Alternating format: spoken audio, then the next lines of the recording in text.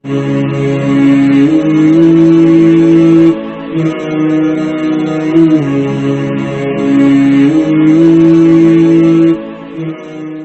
علیکم ورحمۃ اللہ وبرکاتہ۔ نحمدہ ونصلی علی رسولہ الکریم، اما بعد، اعوذ باللہ من الشیطان الرجیم، بسم اللہ الرحمن الرحیم۔ وَإِذْ يَعِدُكُمُ اللَّهُ إِحْدَى الطَّائِفَتَيْنِ أَنَّهَا لَكُمْ وَتَوَدُّونَ أَنَّ غَيْرَ ذَاتِ الشَّوْكَةِ تَكُونُ لَكُمْ وَيُرِيدُ اللَّهُ أَن يُحِقَّ الْحَقَّ بِكَلِمَاتِهِ وَيَقْطَعَ دَابِرَ الْكَافِرِينَ، صدق اللہ العظیم۔ اللہم صلی علی محمد وعلی آل محمد کما صلیت علی ابراہیم وعلی آل ابراہیم انک حمید مجید۔ اللہم بارک علی محمد وعلی آل محمد کما بارکت علی ابراہیم وعلی آل ابراہیم انک حمید مجید۔ مجھے امید ہے کہ آپ تمام ساتھی خیر و عافیت سے ہوں گے۔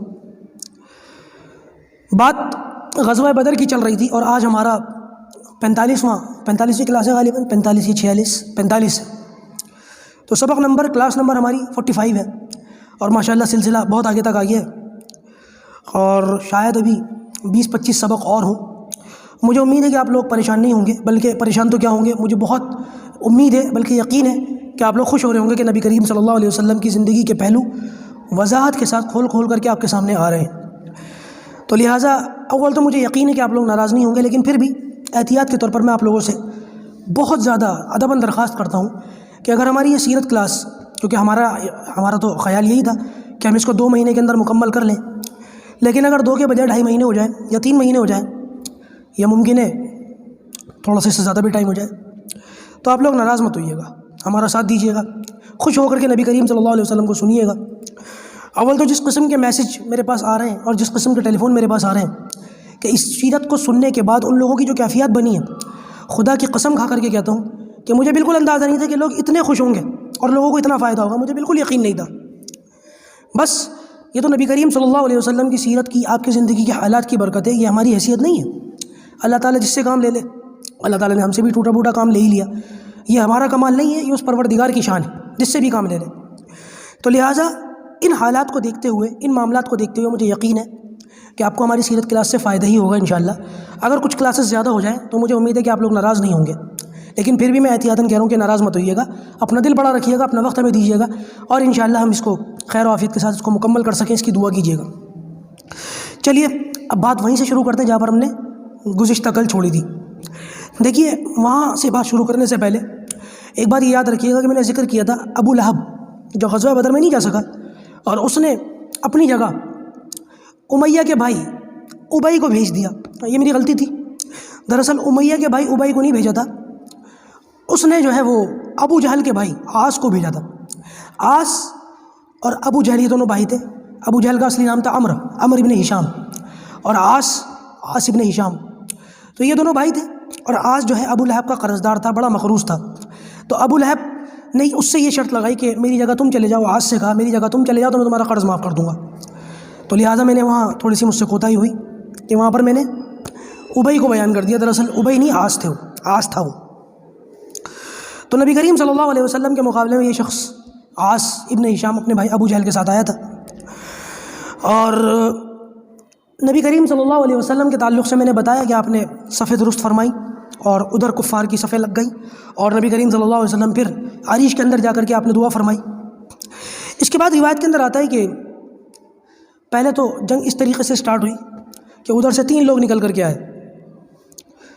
اچھا، اس کے نکلنے سے پہلے یہ بات سمجھے کہ ادھر سے جو 3 لوگ نکل کر کے آئے، اس سے پہلے کچھ چیزیں ہیں اس کو سمجھ لیں،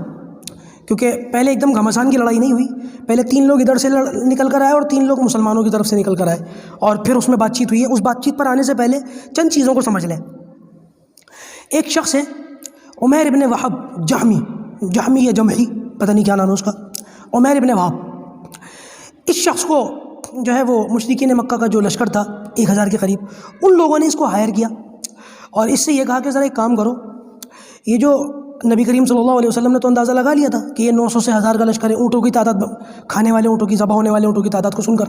ایک دن 90 اونٹ ذبح ہوتے ہیں، ایک دن 100 اونٹ ذبح ہوتے ہیں، تو آپ نے فرمایا کہ 900 سے لے کے 1000 کے قریب لشکر ہے۔ یہ اللہ کے رسول صلی اللہ علیہ وسلم کا اندازہ تھا اور بہت صحیح تھا۔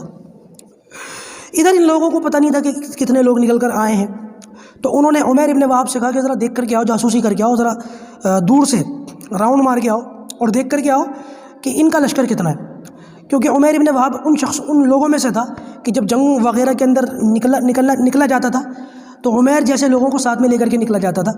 اور یہ لوگ جو ہے وہ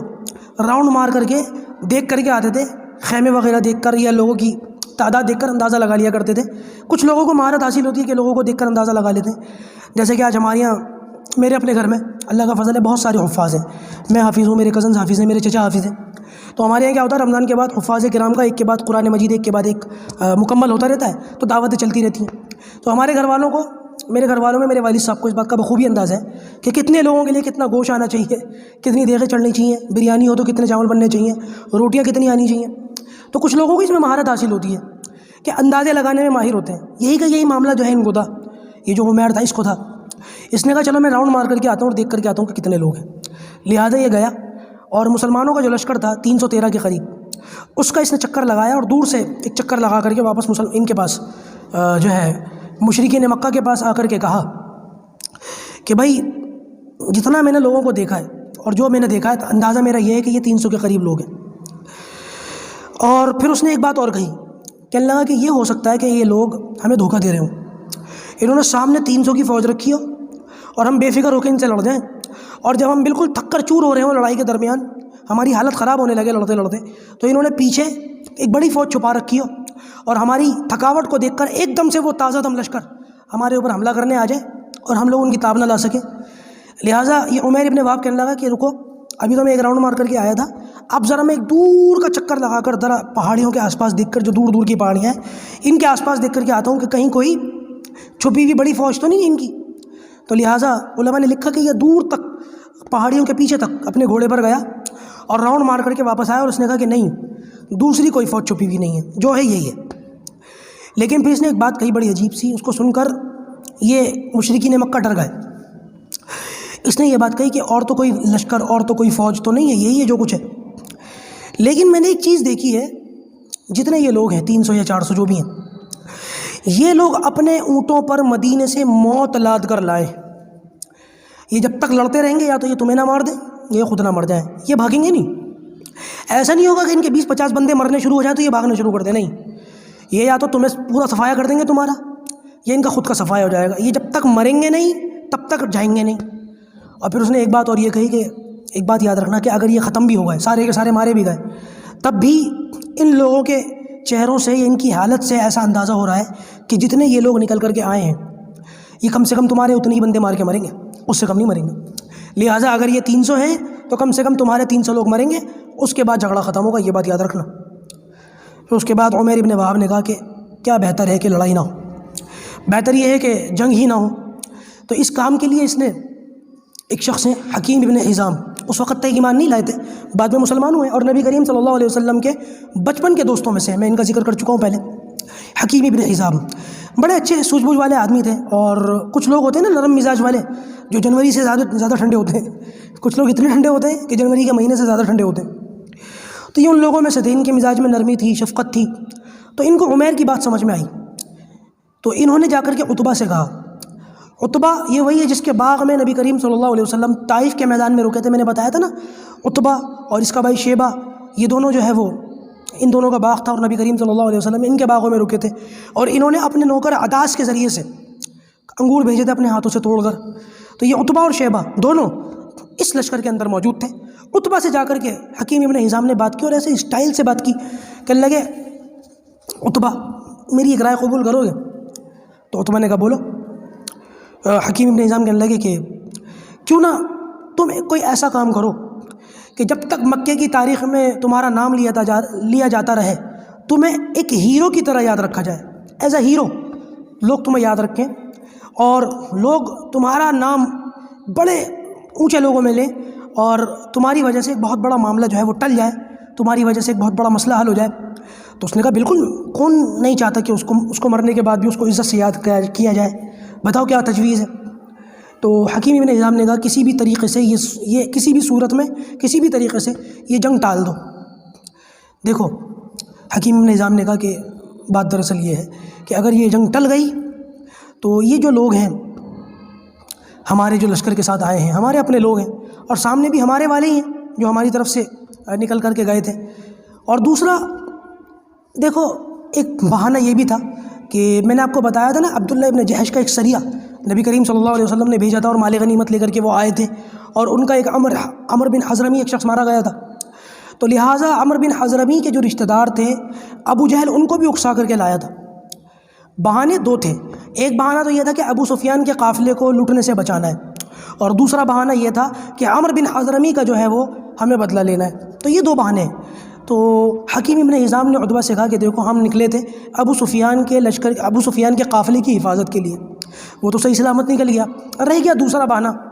کہ عمر بن حضرمی کے قتل کا جو ہے وہ لینا ہے بدلہ۔ تو لہٰذا عتبہ سے اس نے حکیم ابن حزام نے یہ کہا کہ تم ایک کام یہ کرو کہ عمر بن حضرمی کے جتنے چچا اور بھائی وغیرہ اس لشکر میں ہمارے ساتھ اس کے خون کا بدلہ لینے کے لیے آئے ہیں، تم اس کا خون بہا اپنے ذمے لے لو، جو 100 اونٹ وغیرہ دیت کے طور پر دیے جاتے ہیں وہ تم دے دو،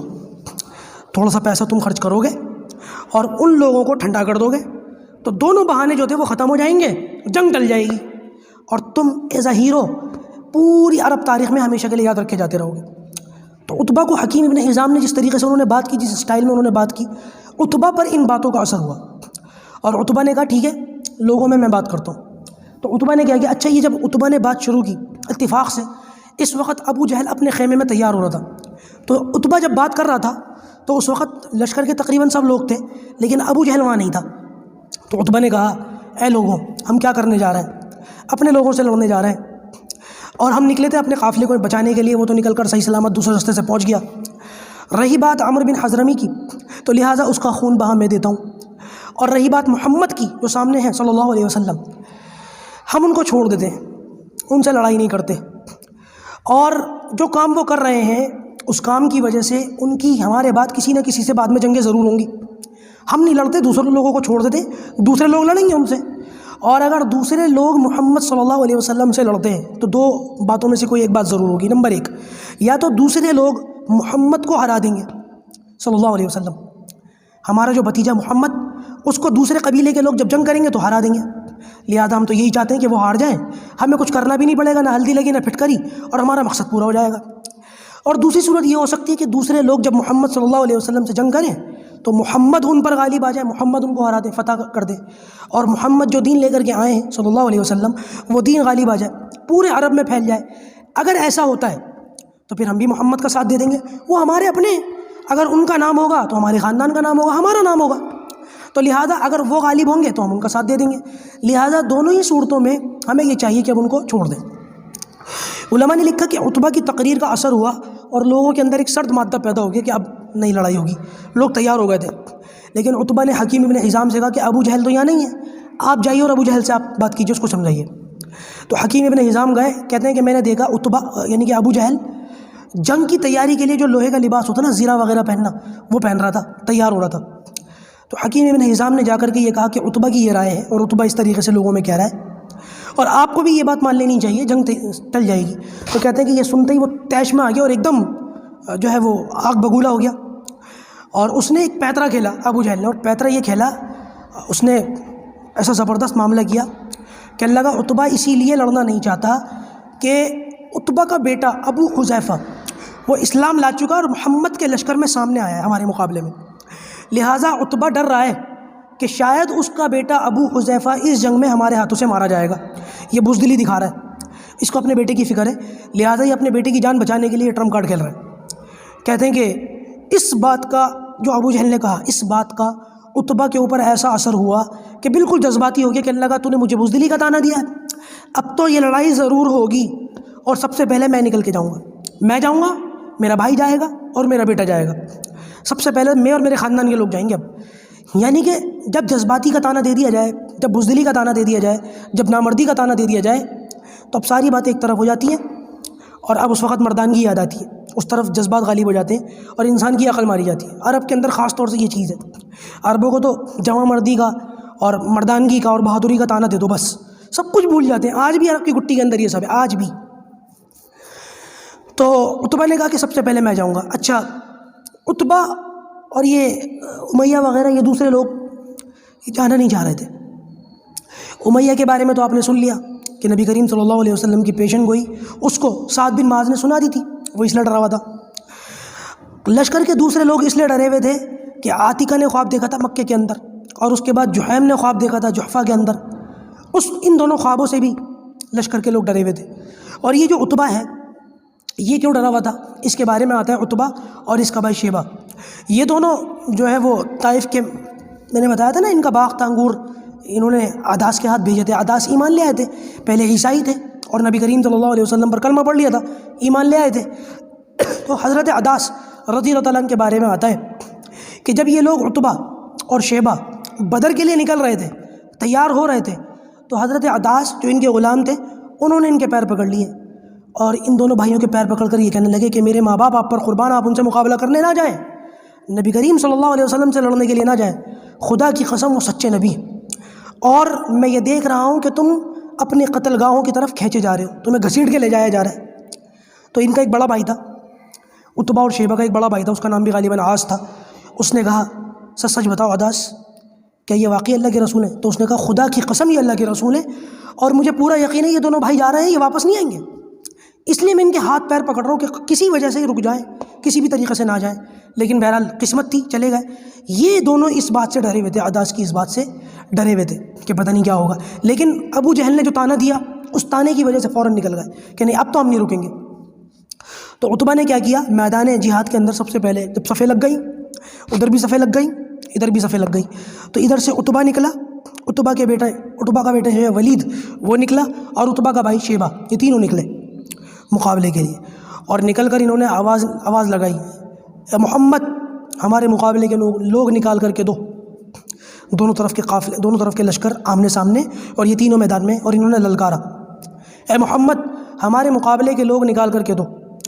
تو روایت کے اندر آتا ہے 3 انصاری صحابی کھڑے ہو گئے، نمبر 1 عوف، نمبر 2 معوذ، اور نمبر 3 عبداللہ بن رواحہ رضی اللہ تعالیٰ عنہ، یہ تینوں کھڑے ہو گئے۔ جب یہ تینوں آئے، اچھا یہ جو عوف اور معوذ ہیں یہ دونوں بھائی تھے، اور ان کے بارے میں آتا ہے کہ ایک خاتون تھی عفرہ نام کی، حضرت عفرہ رضی اللہ تعالیٰ عنہ،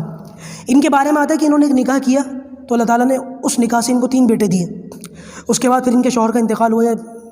جب انتقال ہوا ان کے شوہر کا تو انہوں نے پھر عدت گزارنے کے بعد دوسرا نکاح کیا، تو دوسرے شوہر سے ان کو اللہ تعالیٰ نے 4 بیٹے دیے، تو ان کے 7 بیٹے تھے، اور ساتوں کے ساتوں بیٹے بدر کے اندر نبی کریم صلی اللہ علیہ وسلم کی معیت میں نکلے تھے، اور نبی کریم صلی اللہ علیہ وسلم کی باڈی گارڈ کی حیثیت سے تھے، ساتوں نے اللہ کے رسول کو گھیرا ہوا تھا، اور اللہ کے رسول صلی اللہ علیہ وسلم کی جو ہے وہ ایک طریقے سے پہرے داری کر رہے تھے۔ یہ وہ واحد خاتون ہیں کہ جن کے 7 بیٹے نوجوان نبی کریم صلی اللہ علیہ وسلم کے لیے نکلے بدر کے اندر۔ یہ اعزاز کسی نبی کے اندر کسی صحابیہ کی کسی خاتون کو حاصل نہیں ہے، صرف ان کو حاصل ہے۔ تو ان کے 2 بیٹے تھے عوف اور معوذ، اچھا، اور تیسرے تھے عبداللہ بن رواحہ۔ ادھر یہ تینوں عتبہ شیبہ ربیعہ یہ تینوں تھے۔ جب یہ تینوں ادھر سے اور یہ تینوں ادھر سے آئے ہیں تو سب سے پہلے عتبہ نے جو ہے پوچھا تم تینوں کون ہو؟ اچھا ہو سکتا ہے کہ وہ جنگی لباس اور ہیلمٹ جو ہوتا ہے لوہے کا اس کی وجہ سے پہچان نہ سکا ہو، یہ چہرے پہ ڈھاٹا وغیرہ لگا ہوا اس کی وجہ سے پہچان نہ سکا ہو، جیسے کہ آج کل ہم لوگ کورونا میں ماسک لگا لیتے۔ تو انہوں نے یہ اپنے نام بتایا، ہم معاذ ہیں، یہ عوف ہے، یہ عبداللہ بن رواحہ ہیں، ہم انصاری ہیں۔ تو عتبہ نے پھر نبی کریم صلی اللہ علیہ وسلم کی طرف دیکھ کر کے للکارا کہ ہم ان چرواہوں سے لڑیں گے نہیں، ان سے ہمارا مقابلہ نہیں ہے، ہم کو ہمارے جوڑ کے لوگ نکال کر کے دو، ہمارے خاندان کے لوگ۔ تو نبی کریم صلی اللہ علیہ وسلم نے ان تینوں کو واپس بلایا، اور آپ صلی اللہ علیہ وسلم نے آواز لگائی علی کھڑے ہو جاؤ، حمزہ اٹھ جاؤ، اور ابو عبیدہ کھڑے ہو جاؤ۔ تینوں کو اٹھایا، اور یہ تینوں نبی کریم صلی اللہ علیہ وسلم کے قریبی رشتے ہیں۔ حضرت حمزہ نبی کریم صلی اللہ علیہ وسلم کے چچا بھی ہیں اور دودھ شریک بھائی بھی ہیں۔ حضرت علی رضی اللہ تعالیٰ نبی کریم صلی اللہ علیہ وسلم کے چچا کے بیٹے، یعنی کہ ایک طریقے سے بھتیجے، اور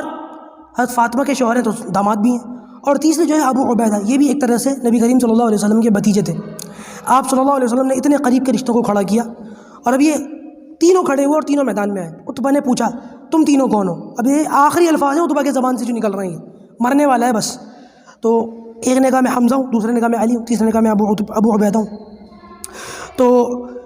عتبہ جو تھا اس کے مقابلے میں ابو عبیدہ ہے، عتبہ بڑا تھا اور ابو عبیدہ یہ عمر میں بڑے تھے، اتنے بڑے تھے کہ یہ بیچارے بوڑھے تھے، اور ولید کیونکہ چھوٹا تھا، اور ادھر حضرت علی رضی اللہ تعالیٰ نوجوان چھوٹے تھے، تو ولید اور علی ان دونوں کا مقابلہ ہوا۔ اور تیسرے نمبر پر شیبہ اور حمزہ ان دونوں کا مقابلہ ہوا. کہتے ہیں کہ جیسے ان کا مقابلہ تینوں کا شروع ہوا، پہلے ہی وار میں حضرت علی نے اور حضرت حمزہ نے ولید کو مارا اور شیبہ کو مارا. ایک ہی وار کے اندر، پہلے ہی وار کے اندر دونوں کے سر کٹ گئے اور دھڑ سے الگ ہو گئے. لیکن ادھر جو تھے ابو عبیدہ، یہ بڑی عمر کے تھے، عمر ان کی زیادہ تھی، بوڑھے تھے. انہوں نے جب وار کیا تو ادھر سے جو ہے عتبہ نے وار کیا اور دونوں نے ایک دوسرے کو زخمی کر دیا. ان کی ابو عبیدہ کی ٹانگ پر، پنڈلی پر چوٹ لگی اور ان کا پیر کٹ گیا اور پنڈلی میں سے خون نکلنے لگا. لیکن حضرت حمزہ اور حضرت علی رضی اللہ تعالیٰ عنہما یہ دونوں شیبہ اور ولید کا کام تمام کر چکے تھے. فوراً ابو عبیدہ کی مدد کے لیے لوٹے اور ایک بار عبیدہ اس پر عتبہ پر کیا اور اس کو بھی جہنم، تینوں کو جہنم بھیج دیا. مشرکین مکہ کی آنکھیں پھٹی کی پھٹی رہ گئی، منہ کھلے کے کھلے رہ گئے کہ یہ کیا منظر ہوا ہے. علماء نے لکھا کہ یہ دیکھنے کے بعد پھر گتھم گتھا لڑائی ہوئی، ایک دم آپس میں ایک دم جو الجھ گئے سارے کے سارے. جو گھماسان کی لڑائی ہوتی ہے نا، پھر وہ ہوئی ہے. اس کے بعد کس طریقے سے کیا معاملات ہوئے انشاءاللہ اس کی وضاحت کل سے کروں گا. آج تو تقریباً وقت ختم ہو چکا ہے. اللہ پاک جو کہا گیا سنا گیا ہمیں ان باتوں پر عمل کرنے کی توفیق عطا فرمائے. وآخر دعوانا الحمدللہ رب العالمین.